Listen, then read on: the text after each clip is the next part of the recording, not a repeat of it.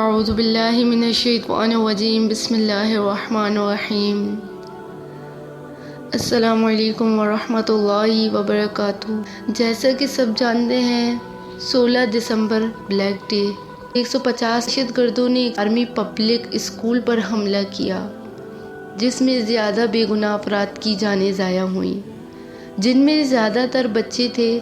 یہ دن پاکستان کی تاریخ کا ایک سیاہ دن تھا اور پورے ملک نے اس سانحے پر دکھ اور غم کا اظہار کیا۔ اس حملے میں بچوں اور اساتذہ اور دیگر عملے کو نشانہ بنایا گیا۔ دہشت گردوں نے اسکول میں داخل ہو کر بے گناہ طلباء اور اساتذہ کو قتل کیا۔